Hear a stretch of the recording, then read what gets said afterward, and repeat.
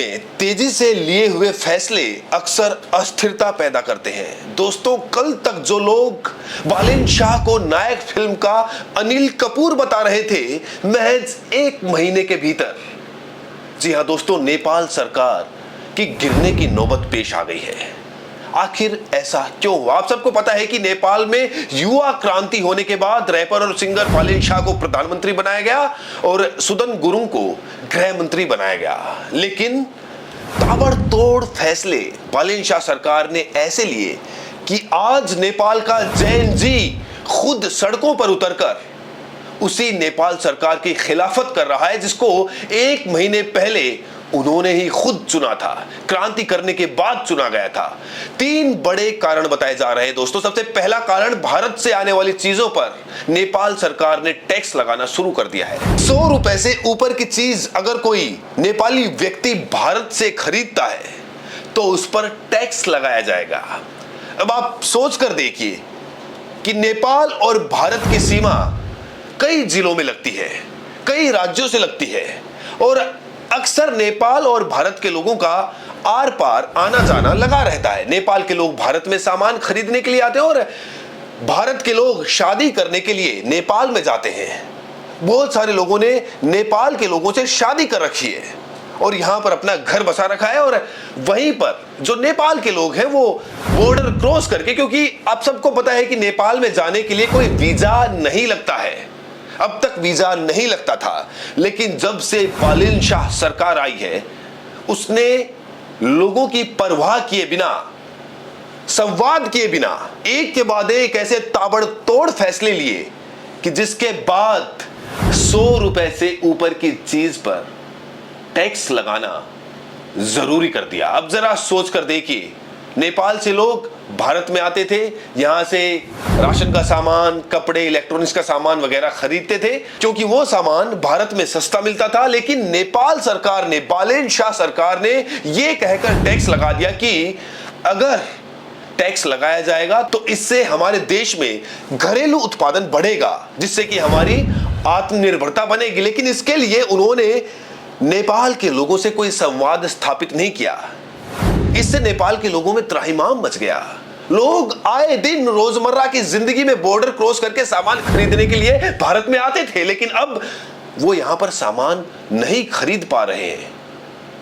दूसरा सबसे बड़ा कारण दोस्तों बताया जा रहा है कि जो सुदन गुरुङ है, जो कि गृह मंत्री है, उनके ऊपर भ्रष्टाचार के आरोप लगे हैं, संगीन आरोप लगे हैं। शेयर मार्केट में बिचौलियों के साथ मिलकर 50-50 लाख रुपए के शेयर खरीदे गए, जिससे कि एक बड़े भ्रष्टाचार, एक बड़े घोटाले की आशंका जताई जा रही है। इसलिए उनके, सुदन गुरुङ के इस्तीफे की भी मांग तेजी से की जा रही है। लगातार विरोध प्रदर्शन शुरू हो गए हैं। और तीसरा सबसे बड़ा कारण, छात्र संघ में राजनीति को बिल्कुल पूरी तरह से बंद कर देना।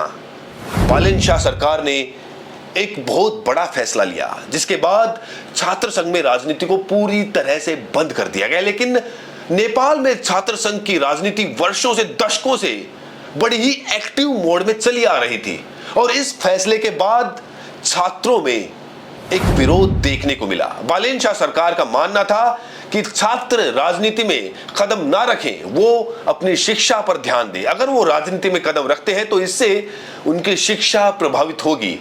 और यही कहकर बालेन शाह सरकार ने छात्र संघ राजनीति को नेपाल में बंद कर दिया था। लेकिन अब वही छात्र सड़क पर उतरकर उनका विरोध कर रहे हैं। जैन जी लगातार स्कूल की, कॉलेज की ड्रेस में सड़कों पर उतरा हुआ है और अब हालात ऐसे पैदा हो गए हैं कि बालेन शाह की सरकार कभी भी गिर सकती है दोस्तों। तो मैं फिर से वही बात एक बार दोहराना चाहता हूं। आप याद करिए, भारत में नोटबंदी का फैसला बड़ी तेजी के साथ लिया गया था, लेकिन उस फैसले का परिणाम क्या हुआ? जनता में त्राहिमाम मच गया, जनता लाइनों में लग गई। और आज ये बात हम सब के सामने निकल कर आ रही है कि नोटबंदी करने का कोई ज्यादा फायदा भारत की जनता को हुआ नहीं, क्योंकि बात की जा रही थी कि जाली नोट पाकिस्तान से आने वाले बंद हो जाएंगे। लेकिन अभी भी 90% जो नोट थे, जो काला धन था, वो यूं का यूं बरकरार है। इसीलिए जो भी फैसले राजनीति में तेजी से लिए जाते हैं अक्सर वो देश में अस्थिरता पैदा करते हैं। लेकिन बड़ा सवाल यह है दोस्तों, नेपाल जिस तरीके से भारत के साथ रवैया अपना रहा है और बॉर्डर पर जिस तरीके से तनाव पैदा हो गया है, एक बहुत बड़ा कारण यह भी बताया जा रहा है कि नेपाल सरकार लगातार पैरामिलिट्री फोर्सेस प्रदर्शन के विरोध में सड़कों पर उतार रही है, प्रदर्शन को दबाने की कोशिश की जा रही है। और इसी से नाराज जैन जी आखिरकार पैरामिलिट्री फोर्सेस से भी भिड़ने को तैयार हो गया है। जिस भ्रष्टाचार के नाम पर बालेन शाह सरकार को वहां की जनता चुनकर सत्ता में लाई थी, उसी भ्रष्टाचार के आरोप खुद वहां के गृह मंत्री पर लग रहे हैं, जो कि बहुत संगीन है और लगातार उनके इस्तीफे की मांग की जा रही है। अब नेपाल के सामने सबसे बड़ी चुनौती यह है कि अगर बालेन शाह सरकार गिरती है तो नई सरकार कौन सी होगी। आप सबको पता है कि जो पुराने प्रधानमंत्री थे केपी ओली, उनके ऊपर एक जांच कमेटी भ्रष्टाचार के लिए बनाई गई, उनकी संपत्ति की जांच हो रही है और वो अभी जेल में बंद है। और यहां पर बालेन शाह सरकार का जिस तरीके से विरोध हो रहा है, तो तीसरा ऑप्शन अब नेपाल की जनता के पास और क्या है। क्या भारत के साथ जिस तरीके का रवैया नेपाल लगातार अपनाने की कोशिश कर रहा है, क्या वो नेपाल की जनता के हित में है? क्या नेपाल की जनता उसे किसी भी तरह से स्वीकार करेगी? जो कारोबार, व्यापार, लोगों के संबंध आपस में दशकों से बने हुए थे, जिस तरह की राजनीति भारत और नेपाल के बीच सदियों से चली आ रही थी, आज अचानक से ताबड़तोड़ फैसले, महज 1 महीने के भीतर फैसले लेकर उसे बदल दिया जाता है।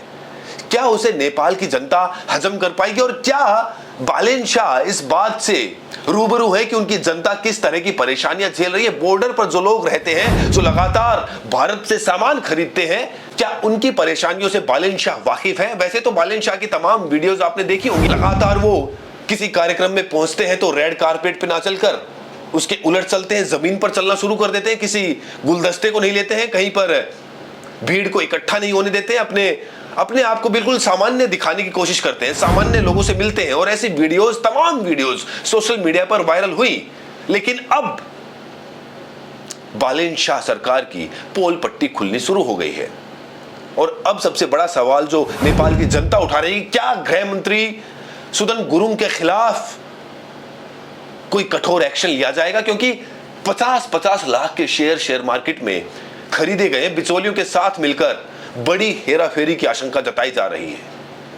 तो लगातार जनता यही मांग कर रही है कि वो इस्तीफा दे और उनके ऊपर भी एक जांच कमेटी गठित की जाए जो उनकी संपत्ति की जांच करे।